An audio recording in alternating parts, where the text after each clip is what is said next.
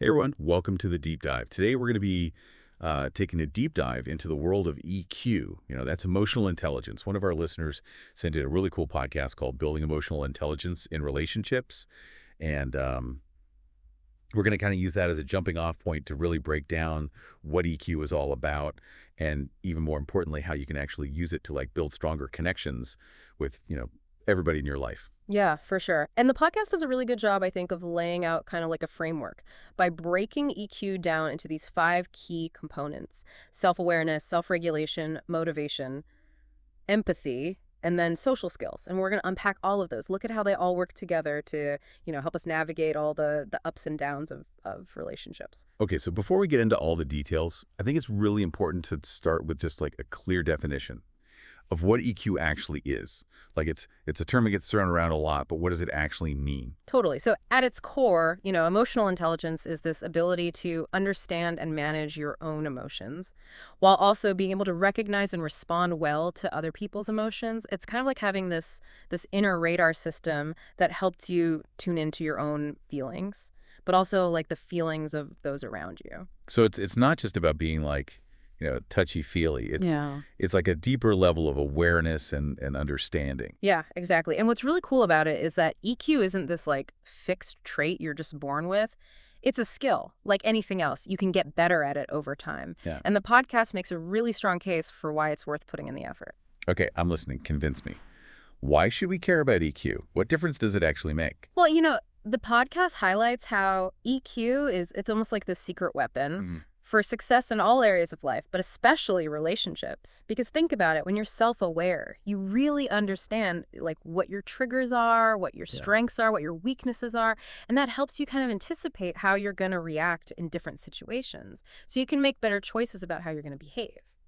Right, so if you tend to get defensive when you're feeling stressed, you can learn to take a deep breath before you react and choose a different way to respond. Exactly. And then self-regulation is another big one. It's almost like having this emotional volume knob. You can turn it up, turn it down, depending on what the situation calls for. So instead of just exploding when someone criticizes you, Yeah.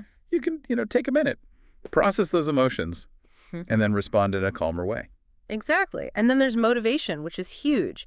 People with high EQ are really driven to reach their goals, even when things get tough. They have that resilience. That helps them bounce back from setbacks and keep moving forward. So they kind of have an internal compass that keeps them going in the right direction, even when things get hard. What about empathy? That seems like that's got to be a really big deal when it comes to relationships. Oh, yeah. It's absolutely essential. It's being able to step into someone else's shoes and see the world from their perspective, even if it's totally different from your own, understanding their feelings without judging them. So it's not about agreeing with them. It's about just trying to understand where they're coming from.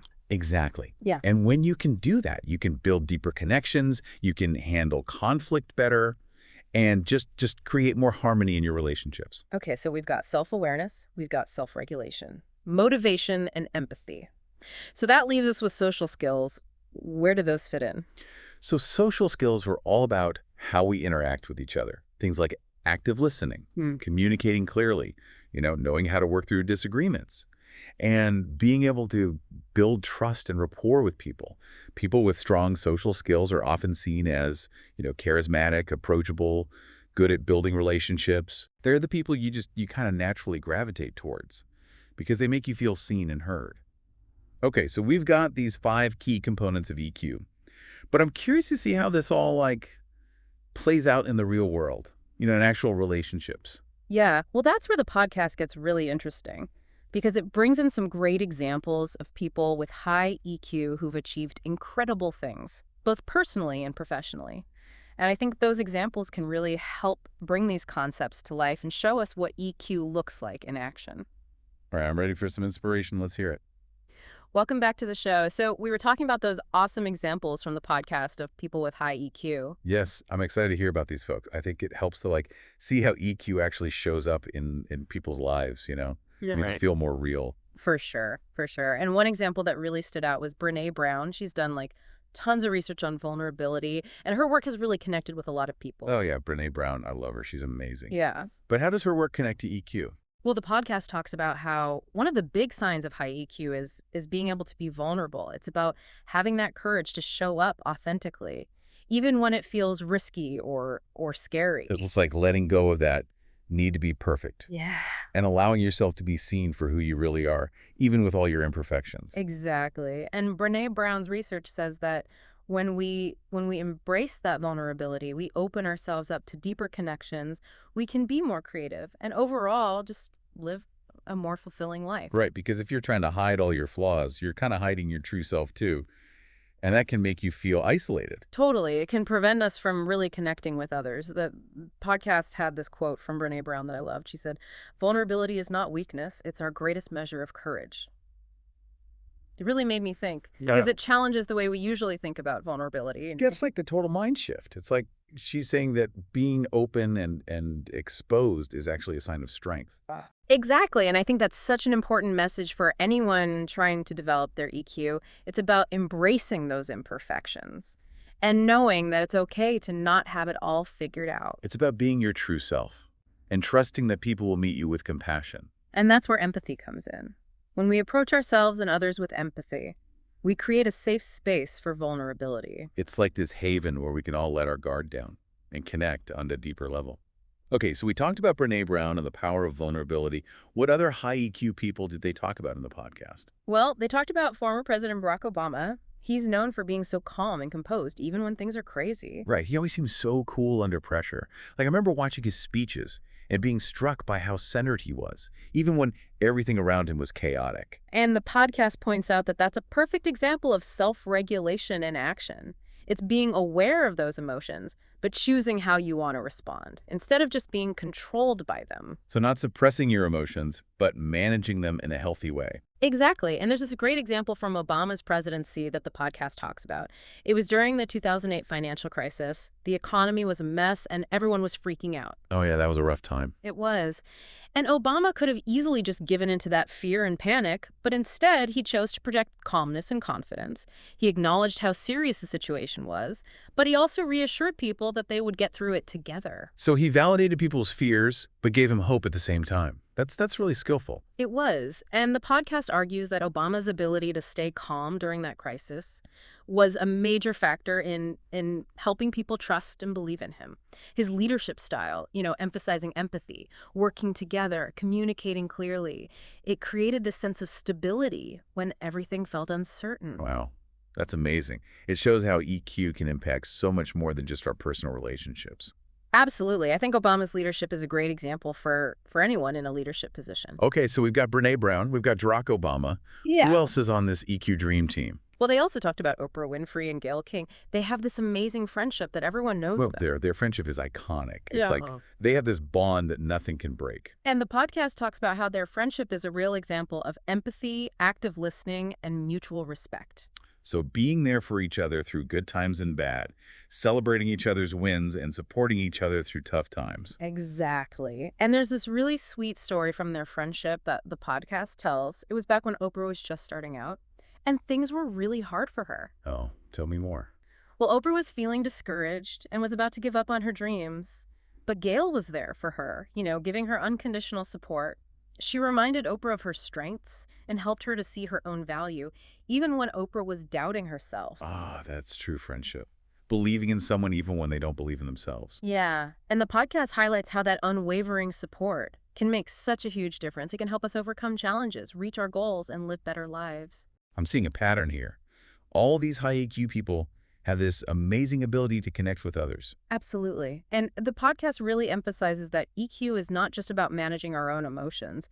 It's about building real connections with others. It's about creating relationships based on trust, empathy, and respect. Okay, so we've talked about Brené Brown, Barack Obama, Oprah, and Gayle. Any other EQ all-stars we need to know about? Yes. They also talked about Satya Nadella, the CEO of Microsoft. Ooh, interesting. Yeah. What makes him an EQ rock star? Well, since he became CEO in 2014, Nadella's really been credited with transforming Microsoft's culture, making empathy and collaboration top priorities. That's cool. I wouldn't necessarily think of those qualities as being super important in the tech world. It's usually seen as very competitive. It can be, yeah. But Nadella's changed that. The podcast talks about how he's really focused on creating a more supportive and inclusive environment where employees feel valued and respected. It's not just about making money. It's about building a company where people can actually thrive. Right. And the podcast points out that Nadella's leadership style is a great example of how EQ can lead to innovation and success.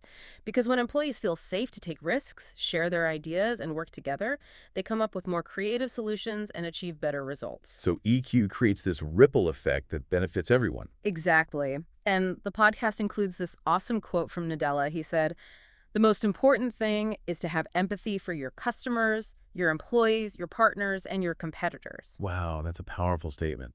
You don't hear too many CEOs talking about empathy for their competitors. It's true, but I think it shows how well Nadella understands people. Yeah. He gets that businesses are made up of people, and that building strong relationships is key to success. It's about creating a win-win for everybody.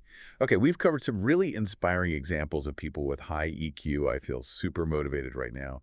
But I'm also wondering, what are some things we can do to develop our own EQ? That's a great question, and it's something the podcast gets into. They talk about a bunch of strategies we can use to boost our EQ, starting with understanding our emotional triggers. Welcome back to the deep dive. I feel like we've already uncovered so much about EQ. We talked about the key parts of it, and we've seen how it plays out in the lives of some amazing folks like Brene Brown and Barack Obama. It's been a great exploration for sure. And now we're going to shift gears a little bit and look at how you can actually develop your own EQ. Yes, that's what I'm talking about. Give me the actionable steps. So the podcast that we're using as our guide, it really emphasizes the importance of understanding your emotional triggers. Yeah, we touched on that earlier, but can we dive into that a little bit more? What exactly are emotional triggers and why are they so important to understand? Totally. So emotional triggers are kind of like these buttons that get pushed, and they lead to those really strong emotional reactions. Sometimes we're not even aware of what's triggering us, but they can be certain words, certain situations, even just like little nonverbal cues that remind us of past experiences or issues that haven't been fully resolved. So it's like something happens in the present, but it triggers a reaction that's connected to something from the past. Exactly. And often we're not even aware of those triggers until we start paying attention to how we react. Okay, so how do we actually figure out what our triggers are? Yeah. Sometimes I feel like I just react without even thinking. Yeah, that's super common. The podcast suggests a pretty simple exercise. Start noticing what's happening in your body when you experience a strong emotion. Like, do you feel your heart racing or your stomach clenching up? Do you notice any tension in your muscles? So it's about paying attention to those physical sensations. Exactly. Because our bodies are really wise, you know? They often give us clues about what's happening emotionally, even before we consciously realize it. Okay, so let's say I realize that I always get a headache. Whenever my boss starts micromanaging me, what do I do with that information?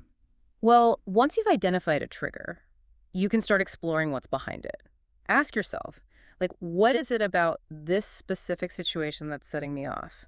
Does it remind me of a past experience? Maybe where I felt powerless or criticized or something like that. So it's about connecting the dots between that trigger Yeah. and anything from the past that might be unresolved. Exactly. And once you understand the root of that trigger, you can start figuring out ways to manage it. So let's say I realize that my boss is micromanaging. Yeah. Triggers this deep-seated fear of failure. And that fear goes all the way back to my childhood.